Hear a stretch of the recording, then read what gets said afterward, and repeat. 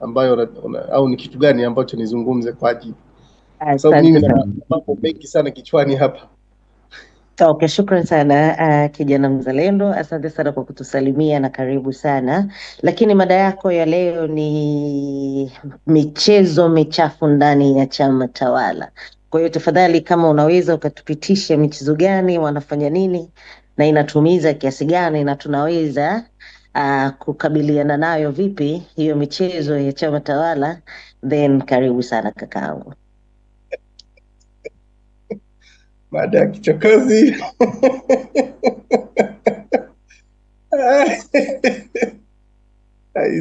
Sana. Lakini imekaa vizuri, haijakaa vibaya. Na mimi waga napenda sana kuanza na katiba ya Jamhuri ya Muungano wa Tanzania. Nitasoma kama ibara 2 au 3. Ibara ya kwanza nitasoma ibara ya 8.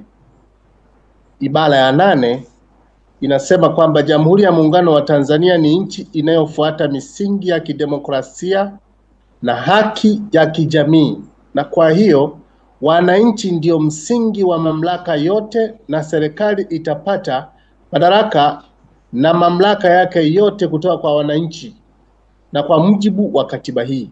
B, lengo kuu la serikali litakuwa ni ustawi wa wananchi. D, hiyo ni C. C, serikali itawajibika kwa wananchi. Kwa nini nimeanza na kusoma hii katiba? Na nitakusomea tena kwenye katiba ya CCM kwenye mwanzo kabisa. Mwanzo kabisa kwenye preamble. Uelewe shabaha ya nini, yani CCM hii iliyopo ni yenyewe au kuna magenge fulani yamejipenyeza kwenye CCM. Kwanza ukisoma kwenye ibara kwenye utangulizi V1 inasema hivi: tumeamua kwa pamoja kuunda chama kipya cha kuendeleza mapinduzi ya kijamaa nchini Tanzania na mapambano ya ukombozi wa Afrika juu ya misingi iliyojengwa na TANU na ASP.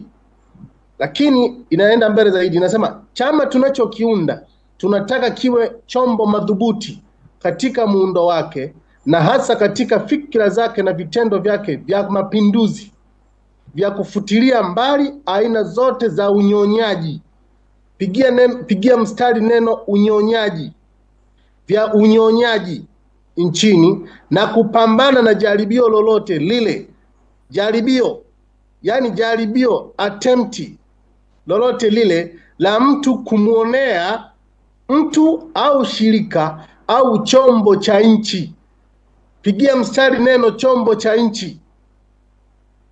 Kuonea na kudhalilisha wananchi na kudhoofisha uchumi au kuzorotesha maendeleo ya taifa. Sasa huo ndio msingi wa Chama cha Mapinduzi. Huo ndio msingi wa Chama cha Mapinduzi.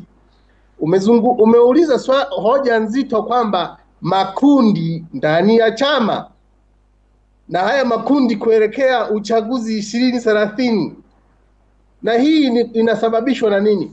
Nataka nijaribu kuambia vitu ambavyo viko wazi na kila Mtanzania mwenye akili timamu na mzalendo katika taifa lake.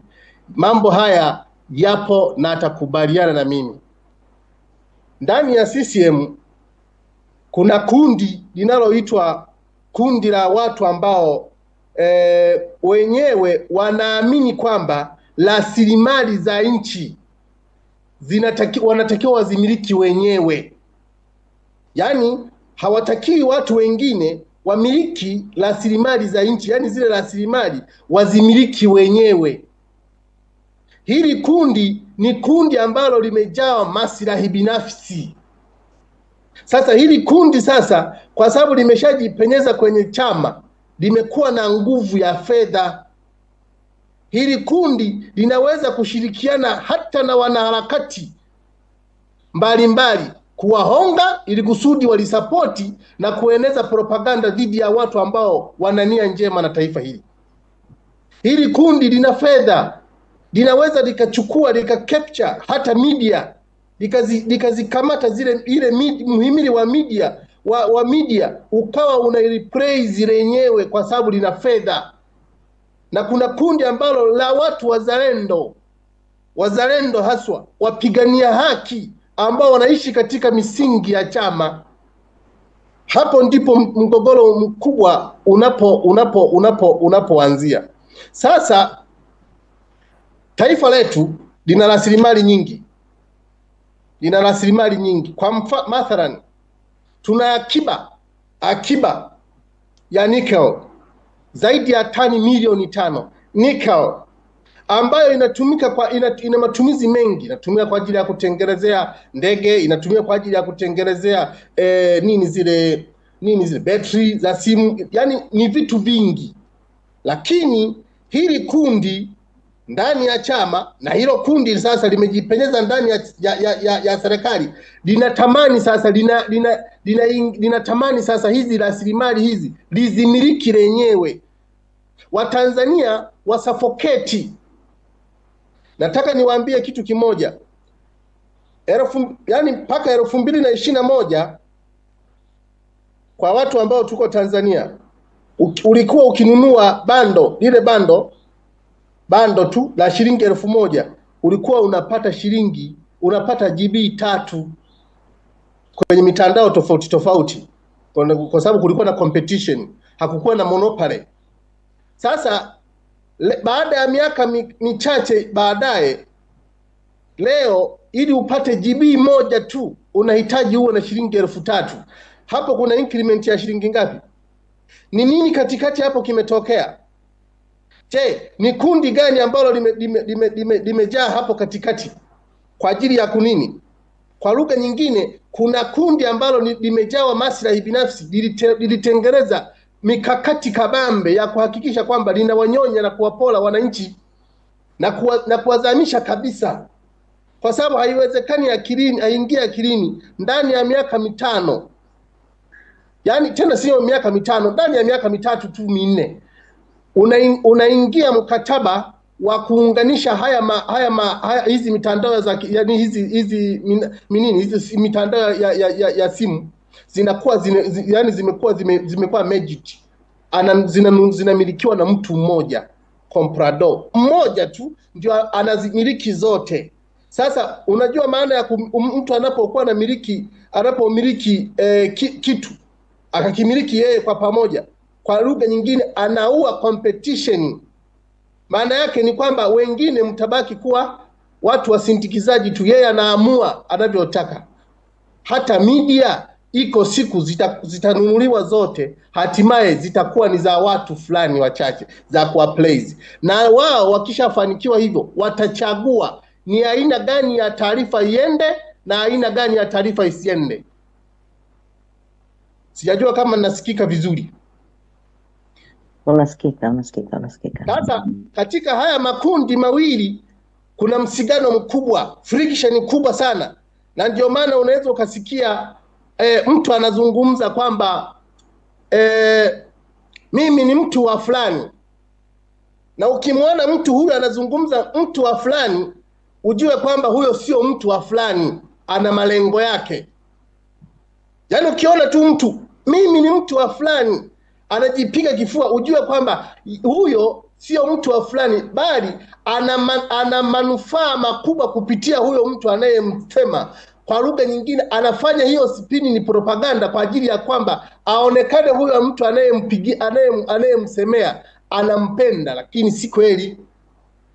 Zile ni makundi. Sasa ile ni fitina zinajengwa kwa ajili ya kuharibu. Na haya mambo niwaambie ndugu zangu, hawa watu kuna kundi linaweza likatengeneza uadui. Yaani nyinyi wa Tanzania huku mnaweza mkajua kwamba ni uadui, hawa watu hawaelewani. Sio kweli. Kuna watu wanaelewana, wana common yani goals zao. Wanajaribu kuwadanganya ili muone kwamba wanatofautiana, lakini si kweli. Kwa sababu wangekuwa hawatofautiani, nitawapa mifano kama 5 hivi. Nitawapa mifano michache tu. Hivi karibuni yes, yani nchi yetu serikali imesaini mikataba ya PPP, inaitwa private public partnership. Zaidi ya mikataba 74 imesainiwa. Sasa kupitia mikataba hiyo 74 iliyosainiwa, sheria ya ulinzi wa rasilimali za nchi inazungumza nini? Ile mikataba yote inatakiwa ipelekwe bungeni. Yaani unaposaini mikataba inayohusu rasilimali za nchi, si ndio? Hata kama ni PPP, hiyo mikataba inatakiwa wananchi tuijue kwamba hii mikataba inahusu nini. Sasa as we speak, hakuna mkataba hata mmoja katika hii mikataba zaidi ya 74 iliyopelekwa bungeni. Unajua maana yake ni nini? Kwa sababu wanajua kwamba wamesaini hii mikataba mibovu, yani wanasaini uholo, ni mikataba ya ovyo. Ndio maana sasa wanashindwa kuipeleka kwenye bunge, kwa sababu wanajua tukiipeleka bungeni automatically tumedisclose information kwenye umma. Mnajua kwamba wamesaini nini? Kuna mikataba inayohusu rasilimali za nchi ambayo imesainiwa, acha hii ya PPP, mingine tofauti. Yani serikali imesaini, imeingia mikataba na nchi mbalimbali zinazohusu rasilimali za nchi. Lakini hii mikataba inaweza ikafika hata 100, inaweza ikafika. Kwa sababu wameenda kusaini Uturuki. Si mnakumbuka walienda kusaini Uturuki, walipoenda Uturuki walisaini mikataba. Mnajua hiyo mikataba walisaini mikataba mingapi? Zaidi ya mikataba si 17, sijui 20. Unajua ilikuwa inahusu nini?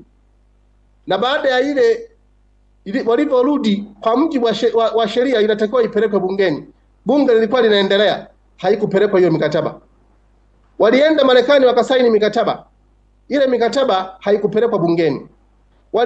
Walienda India, wameenda China, wameenda sehemu huko kwa Waarabu, wamesaini mikataba mingi, lakini hii mikataba haijapelekwa bungeni. Zaidi sana hata mkataba ule wa DP World wa Tanzania, si mnakumbuka ile mkataba wa DP World? Kila Mtanzania alipiga kelele kwenye hii mkataba wa DP World. Tunauzaje bandari zetu ambazo Watanzania tulitumia zaidi ya dola za Kimarekani milioni 400 kwa ajili ya kufanya upanuzi katika ile bandari yetu ya Dar es Salaam, ambayo ni takriban trilioni 1 na kitu. Lakini cha ajabu sasa, tumekuja zimemalizika, halafu akaja kukabidhiwa Mwarabu DP World, ambaye sasa tukaambiwa Watanzania kwamba huyu DP World anatakiwa atawekeza katika miaka 5 shilingi milioni 250 dola za Kimarekani. Yani awekeze dola za Kimarekani, ataweka pale shilingi milioni 250 kwa miaka 5 ijayo. Yani ndani ya miaka 5 ijayo. Halafu hapo kabla hajawekeza jambo lolote, sisi tumewekeza, alafu akaambiwa DP World atakuwa anapewa mgao wa 40% kwa 60, na yeye ndio atakaye kusanya, halafu atukadirie sisi. Hivi sisi tuna akili sawa sawa? Haya makundi sasa, kundi hili linalofanya mambo haya ni kundi hatari. Ukigusa haya, hata unapokuwa unazungumza haya, ujue kwamba uko kwenye hatari mbaya, kwa sababu wanakasirika, wanatamani kukutafuna, wakuloweka hata kwenye tindikaro upotee kabisa. Sasa na ndio maana sasa mambo kama haya ndio yaliyopelekea sasa. Unajua wengi tu wanazungumza maandamano ya tarehe 29 watu waliopigwa risasi na nini. Ile ilikuwa chanzo cha haya mambo yote ni mikataba mibovu. Na hawa watu hawawezi kuondoka kirahisi. Na waelezeni ukweli, hawawezi kuondoka kirahisi, kwa sababu kila wakijaribu kutaka kuondoka wanafikiria tumesaini mikataba mibovu, ambayo hiyo mikataba kwa mujibu wa ile mikataba, akija kiongozi mzalendo katika nchi, hawa watu wanatakiwa wanyongwe, hawa watu wanatakiwa wafungwe, hawa watu wanatakiwa wafilisiwe. Je, unafikiri huo mpambano ni mdogo? Yaani anafikiria yeye, anakwambia yeye akitoka akaja mtu mwingine katokea huku na huku, akaja mzalendo, yeye ataishia jela, atafungwa, atafilisiwa, alafu atanyongwa. Unafikiri huo mpambano ni mdogo? Hata hii movement tunayopambana nayo ya kuhakikisha kwamba tunaondoa hichi chama, unafikiri ni mdogo? Kwa sababu ujue kwamba hawa watu wana mtandao mkubwa, na mtandao wenyewe sio tu wa kwenye chama, unaenda mpaka kwenye vyombo vya dola. Kwa sababu isingekuwa ni mtandao ume cross cut mpaka kwenye vyombo vya dola, automatically tusingeona mikataba, tusingeona wananchi jinsi wanavyotekwa na kunyanyaswa katika nchi yao. Maana yake kuna watu kwenye dola ambao sasa ni kinyume cha katiba ya CCM, kwamba chombo chochote kisitumike kwa ajili ya kuwanyanyasa Watanzania au raia wa nchi yake. Kwa lugha nyingine tunaweza tukasema kwamba kuna collusion kubwa kati ya chama na dola, yaani kati ya wana CCM kwa lugha nyingine na baadhi kwa sababu wana CCM wengi wao sasa wameingia kwenye serikali. Kwa hiyo wakiingia kwenye serikali, maana yake wanaweza kuwa wakubwa kwenye taasisi fulani zinazohusu dola. Labda anakuwa waziri au anakuwa katibu mkuu, anakuwa mkurugenzi, anakuwa mkuu wa wilaya, anakuwa nani. Wote hawa wanakuwa commanding chief wao anakuwa ni mtu huyu ambaye ametoka wapi? Kwenye CCM. Hivi kweli hawa raia tukaweza kupata, yani maslahi yetu yanaweza kalindwa kirahisi kiasi hicho? Au haya mapambano nafikiri yatakuwa ni madogo kiasi hichi? Hata usaliti unaanzia mle kwa wananchi wenyewe. Hivi tu nakuuliza kitu kimoja, Watanzania nauliza, hoja nzito sana.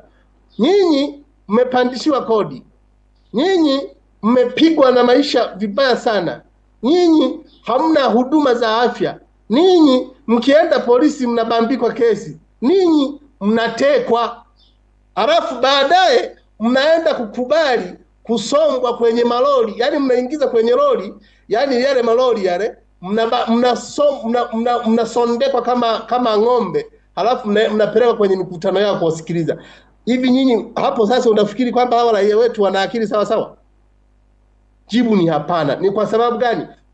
Yani hapo kuhitimisha tu ni kwamba hakuna, yani Tanzania yetu sasa hivi haina watu wenye maadili. Watu wenye maadili wamebaki ni wachache sana, na hawa watu wenye maadili wanapambana kuhakikisha kwamba wanafutwa kabisa. Yoyote yule mwenye maadili anapambana kufutwa kabisa, na anaanza kufutwa kabisa kuanzia from the scratch huku. Yani jamii yenyewe ina entertain rushwa. Hivi kwa mfano mtu anayekuhonga shilingi 10,000 au anakupa t-shirt, halafu baadaye anakuwa kiongozi, unafikiri huyo atakujali wewe? Mfano kama CCM mwaka jana, nafikiri kwa mwezi wa 8, mnakumbuka, si walifanya fundraising pale Mlimani City, na mimi nilikuwepo, si mnakumbuka? Jamani, nasikika? Unasikika, endelea kakangu. Aya, asante. Pale kuna watu hivi kwa mfano kama mtu amechangia chama shilingi bilioni 10 amechangia chama bilioni 10, hivi huyu anaweza akalipa kodi? Hivi huyu ni nani, kiongozi gani ambaye anaweza kumdai kodi huyu akakataa kwamba mimi silipi kodi? Nani anayeweza kumlazimisha alipe? Au huyu mtu akalitaka eneo la shule, akaamua kulipola lile eneo la shule, kuna mtu anaweza kumzuia eneo lile? Ni nani? Sana anapigwa chini kwenye uongozi wake. Hivi huyu mtu akataka kwamba nataka eneo hili hapa, halafu alichukua limiliki yeye mwenyewe, kuna mtu anaweza kumzuia? Jibu ni hapana. Kwa mapambano haya ni mapambano mazito. Kwa hiyo mtu hawezi kutoa shilingi bilioni 10 halafu baadaye yeye anapata faida gani? Yaani bilioni 10, yes, halafu yeye ritani yake ni nini? Si lazima yule, si mfanya biashara. Mfanya biashara hawezi kufanya biashara ambayo haina faida. Akikupa milioni 5, akikupa bilioni 10, yeye atatafuta trilioni 10. Akikupa trilioni 10, ujue kwamba yeye atatafuta trilioni 100. Na hicho ndicho kilichotufikisha hapa. Tumechagua viongozi na viongozi wamejiweka wenyewe kwa mabavu, kwa sababu wametumia nguvu kujiweka na kujisimika. Na hiyo sio kwa sababu wamejisimika tu kwa sababu hivi. Hapana, wameshirikiana na wale watu ambao wanatakiwa kuzuia, kujiapisha, kuzuia, kujitangaza. Wao wameshirikiana nao kwa namna moja au nyingine. Wamepewa fedha labda, au wamepewa miradi ile, na wenyewe ni wanufaika kwenye miradi ile. Niwaulize swali moja, mnakumbuka kampuni ya Rugumi? Na hapa tu, yani kama chagizo kamoja tu. Mnakumbuka kampuni ya Rugumi ni ya nani mnajua? Hivi mwenye Rugumi ukimwambia kwamba sasa wewe tukutoe ili kusudi asiendelee kunyonya, ni rahisi hivi? Ni rahisi tu hivi? Ni riski kubwa. Na ndio maana hata mtu yoyote anapojaribu kupambana kusogelea madaraka au kusogelea kutengeneza reform, lazima atapigwa zengwe au kupigwa risasi, atauawa. Hata hayo yaliyotokea tarehe 29 mwezi wa Oktoba 2025 ni matokeo ya mambo yaliyofanyika maovu. Viongozi wakahofu kwamba tukiingia tukapata watu ambao ni wazalendo katika taifa, tutafungwa, tutanyongwa, tutafilisiwa. Sasa hayo ndio mapambano ambayo sasa Watanzania tunayo, na tuna kazi ngumu huko mbeleni. Hata sasa hivi sasa naona kwenye CCM wameanza kujipanga kwa ajili ya mbio za uchaguzi 2030. Wanaanza kutengeneza makundi, na haya makundi ni kwa ajili ya moja tu. Kuna kundi ambalo lenyewe halitaki kabisa kuachia, kwa sababu unajua ikitokea imetokea mfano akaja mtu kama zaidi ya Magufuli, itakuwa ni hatari kwenye kundi lile, kwa sababu wanajua kwamba mirija yetu itakatwa. Watu wa mfano pale bandarini wanaleta mameli yale ya mafuta. Yale mameli ya mafuta akija pale hayana, yani hakuna filomita iliyopima kujua kwamba tumeingiza mafuta kiasi gani, hatuna. Kwa mujibu wa taarifa zao kwamba hatuna, ile filomita ishaharibika na haipo. Kwa hiyo ina maana kwamba wanakadiria tu kwamba watu wanachukua tu wanakadiria, maana yake hata kodi haikusanyi ipasavyo. Sasa mtu aliyezoea maisha kama haya, unafikiri ni rahisi sana kumwambia kwamba aachie? Ni rahisi hivyo? Ni kazi ngumu. Kwa tuna kazi ngumu ya kufanya wa Tanzania, na si kazi hii, sio kazi rahisi, ni kazi ngumu na ni ya kujitoa muhanga kweli kweli. Na hata tunapozungumza haya, unazungumza haya ukijua kwamba uko kwenye riski kubwa. Ni neema tu ya Mungu anatulinda, lakini uwe na hakika kwamba mambo haya ni mazito na yanahitaji ujasiri wa kujitoa muhanga kweli kweli, sio mdogo, kujitoa muhanga kweli, kwa sababu unajaribu kumwambia mtu aachie kitu alichozoea kukila. Yeye ameshamplan kwamba bwana, mimi lazima familia yangu lazima nikitoka mimi aje yeye, nikitoka huyu aje huyu. Unataka kumwambia sasa kwamba ukate hiyo mnyororo, hiyo chain ya kuachiana. Unafikiri rahisi hivyo? Sio rahisi. Na ndio maana hapo yametengenezwa makundi haya, makundi ya masikini, yani ya watawaliwa na watawala. Simemsikia hata juzi katibu wa mambo ya organization anakuambia kabisa kwamba mwanangu mimi hawezi kulisi ukulima, mimi lazima lisi kazi yangu. Chikui. Yaani mwanangu lazima lisi kazi yangu, maanake wewe kwa sababu ni wanasiasa na analisi. Kwa lugha nyingine, wewe kama mtoto wako ni masikini, aende akalisi umasikini. Hiyo si ndio definition yake, kwamba wewe mtoto wako wewe kama ni masikini huyo mtoto halisi umasikini huo. Kama mtoto wako hana godfather, hata hivyo nilishayazungumza haya mambo mengi sana, mpaka nikaandika barua nyingi, lakini hakuna, kwa sababu hawawezi kuchukua hatua, kwa sababu wanajua kwamba hata mtu anayewekwa pale, wanapowekwa kwenye uongozi, anawekwa kimkakati, ili akalinde nini? Akalinde rasilimali, alinde himaya zangu, kwamba nikitoka mimi aje huyu, halafu baadaye huyu atalinda madudu yangu niliyoyafanya. Na hicho ndicho sasa kinachoendelea kufanyika sasa, kwamba wanataka hata akitoka mtu aje mtu mwingine atakayeenda kulinda uozo uliofanywa na yeye. Ni kazi ngumu, ni kazi ngumu. Mimi naona nimejaribu kuzungumza kwa sana, lakini ni kwamba hakuna maendeleo pasipokuwa na ushirikiano na umoja wa wananchi, na hakuna reform yoyote itakayoweza kufanyika kama wananchi hawataungana na kuwa na sauti moja, ukaondoa vibaraka kwenye movement, tutasonga mbele. Asante sana ndugu yangu. Asante sana kijana mzalendo, na amini nasikika kaka Mwaipaya. Yes, unasikika vizuri. Asante sana. Asante sana kijana mzalendo, na shukrani sana kwa kuungana na sisi na kuongea vizuri sana, na umeelezea vizuri sana katika swala ambalo nataka Watanzania walikumbuke, na hii iwe mada kabisa. Mikataba yote ambayo inasainiwa inatakiwa ipelekwe bungeni, na Watanzania tunatakiwa kujua juu ya mikataba hiyo ambayo imesainiwa. Lakini serikali hii ya CCM imesaini mikataba mingi sana, na mikataba ya muhimu sana kwenye taifa.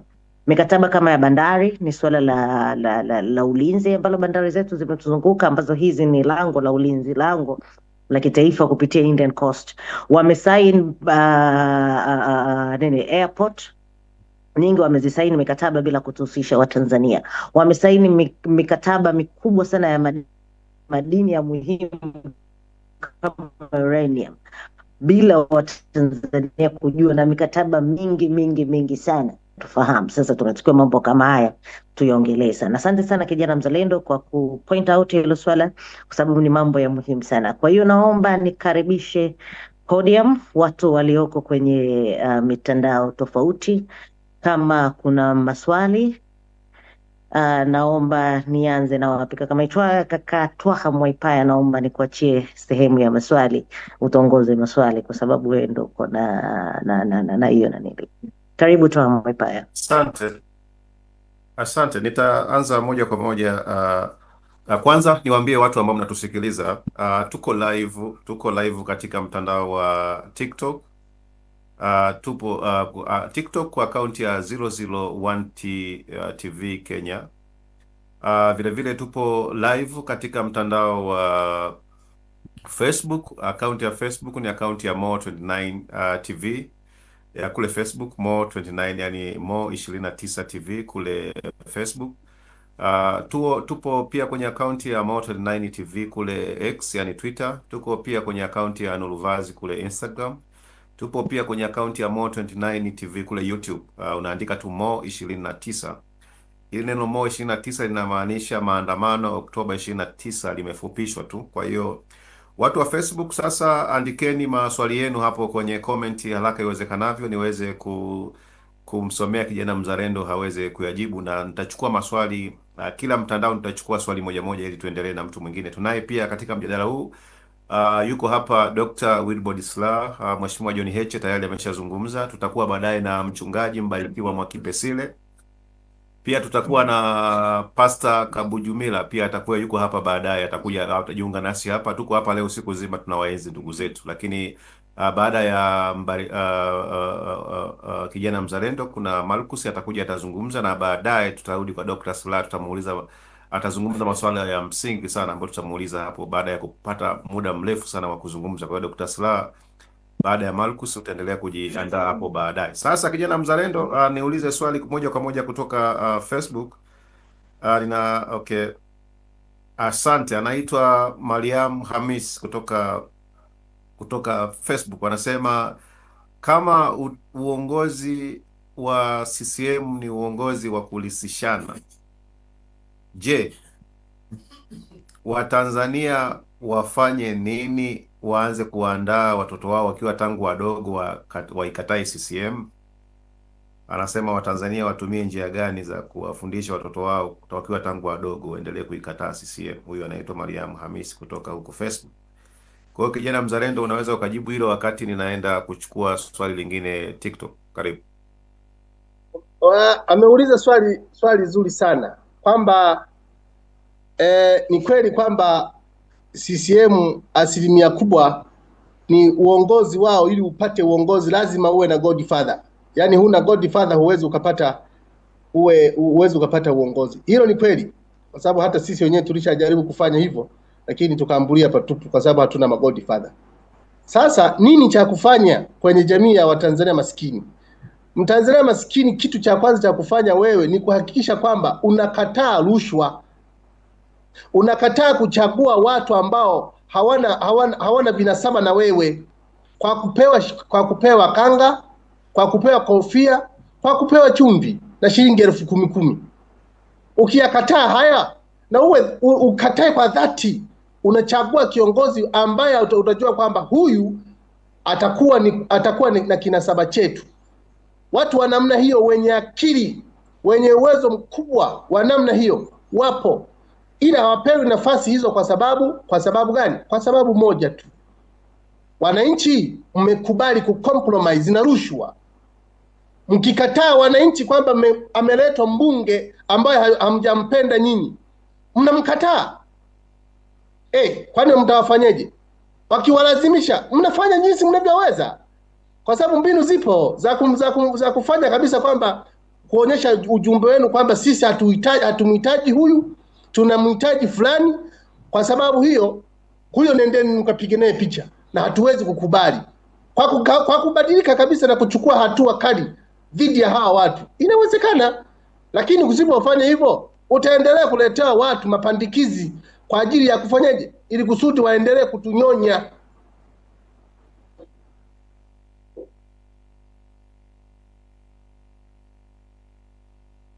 Asante sana kijana mzalendo. Sasa naomba nichukue swali la pili katika mtandao wa TikTok kutoka channel ya 001 TV Kenya. Hii ndio channel pekee ambayo inarusha huku TikTok. Watu wa TikTok, kama mnanisikia, watu wa TikTok kama mnanisikia, swali kutoka TikTok.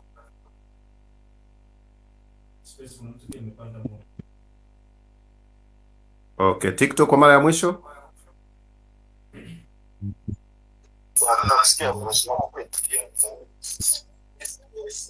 Naomba swali lenu tafadhali. Naomba mwambie moderator azime mic yake.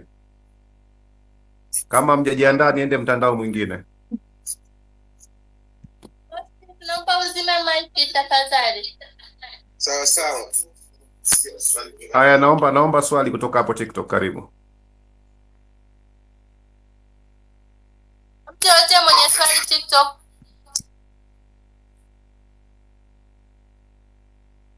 Okay, asante bila shaka. Basi sawa, ngoja niende mtandao mwingine.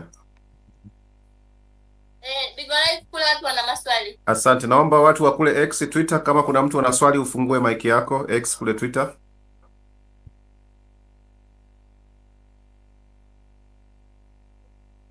Uko X? Basi asante, naomba nitoke niende Bigo Live. Watu wa Facebook andikeni maswali yenu kwenye comment hapo Facebook, lakini pia watu wa YouTube andikeni hapo chini. Kama una swali andika katiba mpya au tunawaenzi ndugu zetu. Usiache kucomment chochote kwenye comment kwenye mtandao wowote. Leo ni siku ya kumbukizi ya kuwaenzi ndugu zetu waliouawa siku ya tarehe 29 Oktoba. Sasa naenda katika mtandao wa Bigo Live. Bigo Live mjiandae, zimeni mic ambayo inaongea. Nikija hapo mara moja niweze kuchukua swali langu niweze kuendelea. Haya, asante, nimeshafika Bigo Live. Naomba Bigo Live. Bigo Live. Asante bila shaka. Basi sawa, ngoja niende Bigo Live. Asante. Naomba watu wa kule X Twitter, kama kuna mtu ana swali ufungue mic yako X kule Twitter. Bigo Live mzima hii niweze kuchukua swali. Nani Juazo?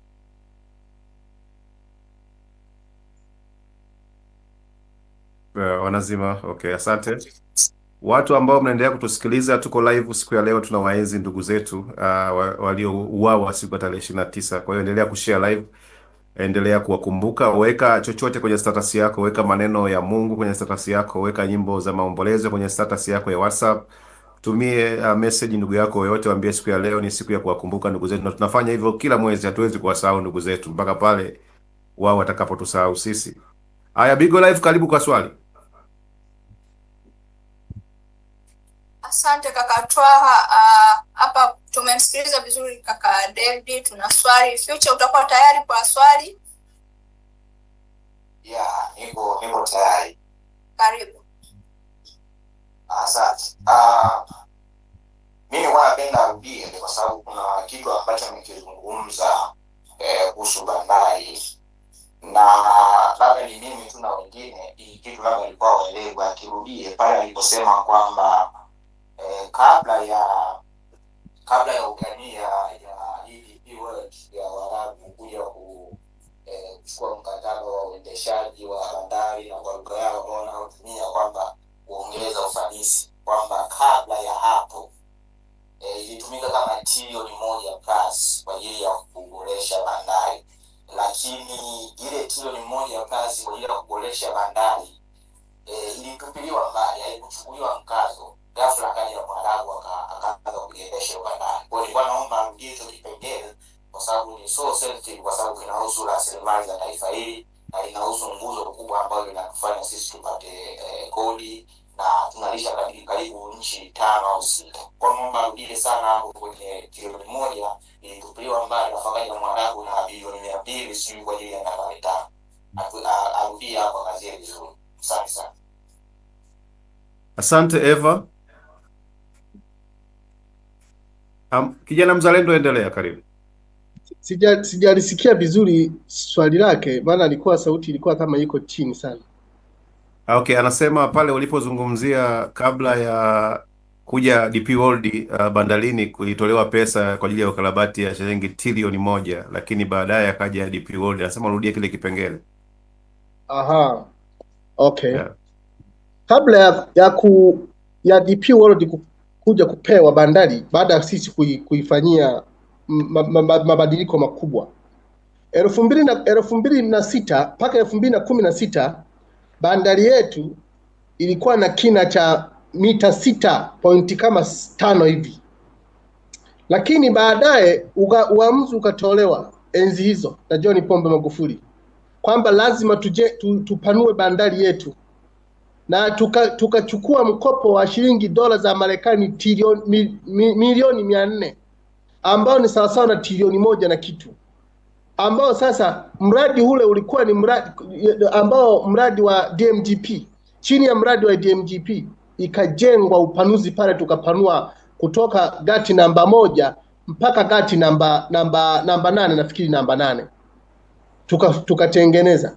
Halafu pale bandari ya Dar es Salaam kulikuwa hakuna sehemu ya kuhifadhi magari, likatengeneza eneo kubwa lenye square mita 72,000 ambalo linaweza kuaccommodate magari zaidi ya magari 6,000 kwa pamoja. Lengo lilikuwa ni nini? Lengo lake lilikuwa ni kuhakikisha kwamba tunaondoa congestion ndani ya bandari, lakini kuondoa zaidi congestion ndani ya jiji la Dar es Salaam kwa kujenga bandari kavu ya Kwara. Bandari kavu ya Kwara ambayo ilitengewa shilingi bilioni 83. Lengo lake lilikuwa ni kwamba magari ya mizigo yote yasije Dar es Salaam, ili kuondoa hata swala zima la msongamano wa magari. Lakini kwa sababu kuna baadhi ya watu wana maslahi nayo na wale wenye bandari kavu, baadaye akaja kupewa Mwarabu ambaye Mwarabu sasa alikuja kupewa, hajatoa hela, hajatuambia kwamba ametoa pesa yoyote, tukaja kuambiwa tu na serikali yenyewe kwamba huyu DP World atatoa shilingi milioni 250 ndani ya miaka mitano. Milioni 250 ndani ya miaka mitano. Hatukuambiwa kwamba hivi wewe, hii kwa akili ya kawaida tu, hivi unaweza ukamkabidhi mtu eneo lako hili hapa bila kujua kwamba yeye amewekeza kiasi gani? Wewe tayari unajua kwamba thamani yake ya uwekezaji wako ni kiasi gani, halafu unakuja kumpa, halafu baadaye mnakuja kugawana eti 60% kwa 40. Hapa kama sio ufisadi ni nini? Ndio maana nazungumza kwamba huu mpango wa haya mambo ni ngumu sana kuwaondoa hawa watu, kwa sababu wanajua walichokifanya. Akitokea mtu mzalendo kweli kweli, mambo matatu atawakusa: watafungwa, watanyongwa, watafilisiwa. Sasa hawako tayari, ndio maana wanatumia nguvu hata za kuua watu wote wenye akili, wenye akili na wenye uzalendo katika nchi. Hata ile issue ya Tundu Lissu kuna nini si kupelekwa kufunguliwa kesi ya uhaini. Hivi amjiulizi nyinyi wa Tanzania kwamba alipoanza ile operation ya kuzunguka mikoani kote alizunguza mambo mengi sana, ila alipogusa jambo moja tu la uhakika la makaa ya mawe, ya mikataba ya makaa ya mawe, tayari Tundu Lissu akawa ni mwiba. Kwani ni uongo? Pole amepotea, ametekwa na kupotezwa kwa sababu ya nini? Kwa sababu ya kuzungumza haya mambo yanayohusu mikataba. Ukigusa swala la mikataba ujue kwamba unawaumiza sana, kwa sababu wanajua kwamba kwenye mikataba wanajua walichokifanya. Hata mkataba wa bandari, ile mikataba midogo ya utekelezaji ambayo ilisainiwa nafikiri ilikuwa tarehe 12 mwezi wa Oktoba, kama sio 12 22 mwezi wa Oktoba 2023. Mnakumbuka? Kwa nini ile mikataba haijapelekwa bungeni? Unafikiri nani ambao wameingia ni wamo katika ile mikataba midogo ya utekelezaji? Kwa nini wameogopa? Kwa sababu wanajua kwamba tutaumbuka. Nadhani nimempa maelezo ambayo ni ya kutosha katika kidogo ya kutosha katika hili sekeseke la bandari, kwamba bandari zetu zikatolewa na bilioni 400 tulioikopa. Maana yake sisi tunatakiwa tulipe, Watanzania sisi tunatakiwa tukamuliwe kodi. Na ndio maana juzi wameattempt, na hii kodi itakuja, wanataka kutengeneza nini wanaita gharama za kupaki meli. Si mnakumbuka? Kwa ajili ya uendelezaji wa bandari. Sasa ile gharama za kupaki meli kwa ajili ya uendelezaji wa bandari, sisi tumetoa takriban trilioni 1 sisi wa Tanzania, sisi tumekatwa pesa kwa ajili ya kulipia ile fedha. Halafu baadaye Mwarabu tumuulize sasa, huyo Mwarabu wa DP World yeye ameweka nini? Halafu leo tunaenda tena Watanzania wanaenda kukatwa kwa sababu ile wanapoenda kukata utekelezaji wa gharama zile za ambao ukipiga hesabu ukiquantify zaidi ya karibia 512 zinapanda, si ndio? Yani unapandishwa ile wafeji ile wafeji wale wanatia nanga na kupakia, wanatakiwa walipie kwa ajili ya uendelezaji wa bandari. Maana yake wakiimpozi hiyo kitu, maana yake kila kitu kitapanda juu. Kwa lugha nyingine, kama ni gari lilikuwa linanunuliwa shilingi 300,000, litanunuliwa 200,000, labda 200,000 na 270,000, litanunuliwa 1,300,000 au 200,000. Unaona increment hiyo? Increment kubwa. Kwa hiyo ina maana kwamba haya yote anakuja kubebesha Mtanzania maskini. Amka wewe Mtanzania. Unalala eti mwingine anakuambia watu wanakufa. Kuna watu wanakufa wakiwa wanafanya mapenzi, ujue hilo. Au hamsikii kwenye mitandao ya kijamii. Si kuna watu tunaona kwamba watu wamekufa wakiwa wanafanya mapenzi. Na kuna watu wengine wamekufa wakiwa wanaendesha pikipiki tu, anagonga na pikipiki anakufa. Wengine anakufa huko yani Yani siku ya kufa ikija utakufa. Lakini nikwambieni kitu kimoja, wa Tanzania wote kwa ujumla wake, msiposimama leo hakuna mtu atakaye kusemea kesho. Manake ndani familia yako wewe au ukoo wako unaandaliwa kuwa ni ukoo wa watu yani wa watawaliwa. Na ukitaka kujua, angalia idadi ya wabunge walioingia bungeni leo. Kama hauna kinasaba na familia za viongozi, huwezi ukawa mbunge. Kwani uongo? Imetokeaje? Na yenyewe unatakiwa uwe na rocket science kuelewa haya. Yaani familia zile za viongozi, majina makubwa ya viongozi kule, kama jina lako baba yako hajawahi kuwa mbunge, hajawahi kuwa waziri, hajawahi kuwa nani, wewe sahau. Hata kuteuliwa kwenye hata ujumbe wa kata uwezi. Amka wewe Mtanzania. Nafikiri nitakuwa nimemwelesha, atakuwa ameelewa vizuri. Asante sana kijana mzalendo, na nikushukuru kwa muda wako. Umefanya vizuri sana na umechangia vizuri sana. Sasa wakati tunaelekea mwishoni na tukamkaribisha tukamkaribisha Marcus, utuambie sasa kijana mzalendo, unawakumbuka vipi vijana na Watanzania waliouawa siku ya tarehe 19 kwa kifupi. Baada ya hapo uweze kuaga na tumkaribishe Dr. Marcus. Unawakumbuka vipi mashujaa wetu waliouawa siku ya tarehe 29 Oktoba, tarehe 30, tarehe 1, tarehe 2 na kuendelea? Karibu. Asante sana. Kwanza nikiri kwamba mimi mwenyewe nilitakiwa niwe nimekufa ile siku, kwa sababu wakati wanapigwa risasi mimi nimeshuhudia watu wengi wamemiminiwa risasi. Mimi mwenyewe personally, mimi ni shuhuda, na mimi nimekosa yani ni neema tu ya Mungu mpaka leo naishi.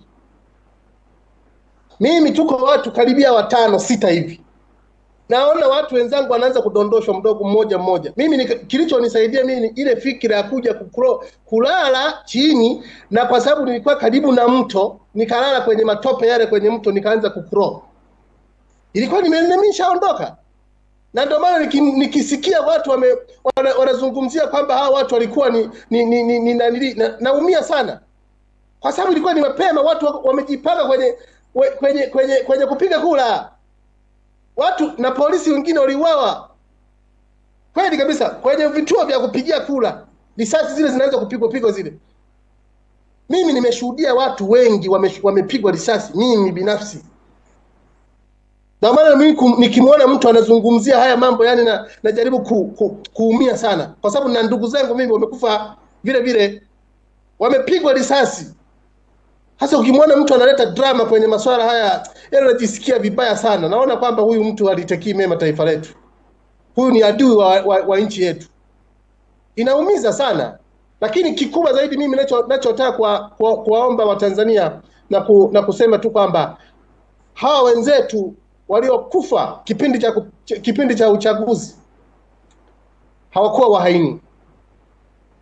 Walikuwa wanatamani kutengeneza mabadiliko yao, walikuwa wanaandamana kwa haki. Hata zile vurugu zilizokuja zile ni kwa sababu zilisababishwa na wao wenyewe.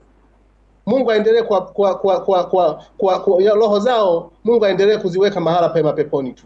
Na tuendelee kuwaenzi, tusiwaache. Tuendelee kuwaenzi kwa kusimamia ukweli, kwa kusimamia haki waliokuwa wanasimamia wao wenyewe. Kwa kufanya hivyo tutakuwa tunawaenzi kwa vitendo. Lakini tukiwasaliti au tukienda kinyume, tutakuwa tumewasaliti sana Watanzania wenzetu ambao walipigwa risasi wakiwa wanapigania haki katika nchi yetu. Mungu atubariki sana. Asanteni sana kwa kunisikiliza. Kijana mzalendo, kabla hujaondoka, na swali moja au mawili kutoka Clubhouse. Ndio swali limekuja sasa hivi, kwa hiyo naomba unisamehe. Kuna swali limekuja linasema, na vipi kuhusu hela iliyotumika katika kuongeza geti namba 1 mpaka 8? Je, hizo hela DP World watazilipa au bado ndo sisi tulipe pesa zilizotumika kuongeza geti? Ndugu yangu, tutakuja tulipe sisi wa Tanzania.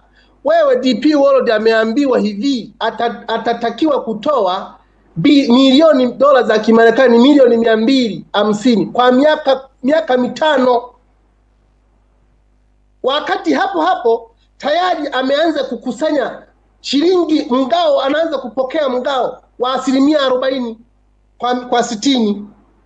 Maana yake hata kama atawekeza DP World, maana yake atawekeza pesa zetu zile alizozivuna pale. Sijui kama tunaelewana hivi.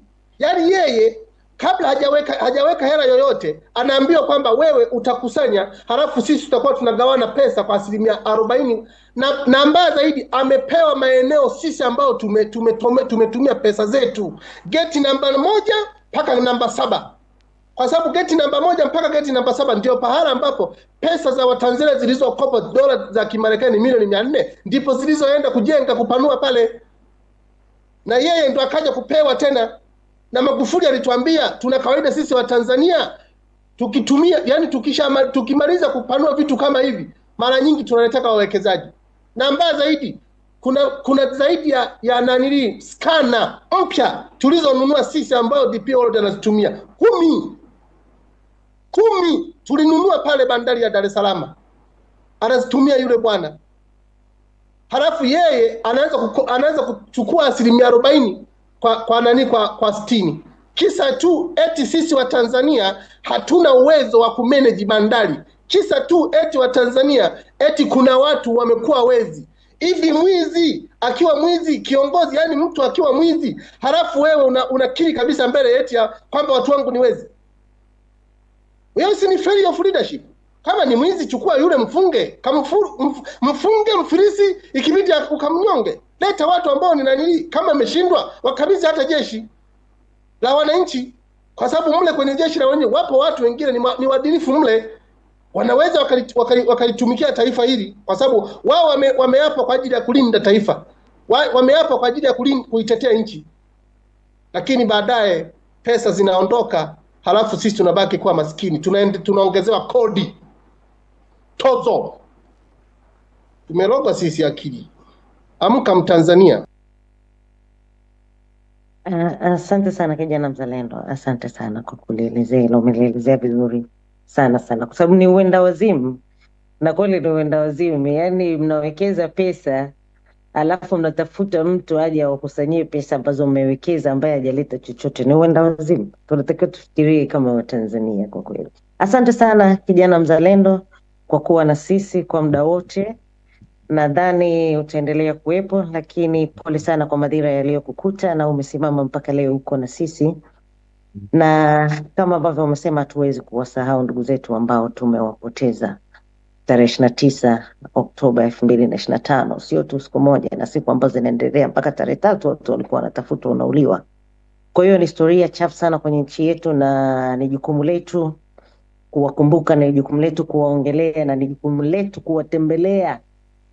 Na kurudia tena, wale walioko magerezani, wale wahaini, wahanga, kuna wahanga bado wako hai, wahaini, ni jukumu letu kuwasimama na wao, kuhakikisha kwamba hizi kesi zao zinafutwa, wanatoka wakiwa hai, wakiwa wazima.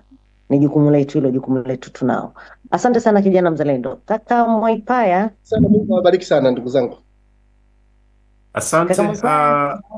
Eva, sasa asante. Nitakupa, utaendelea, utamuongoza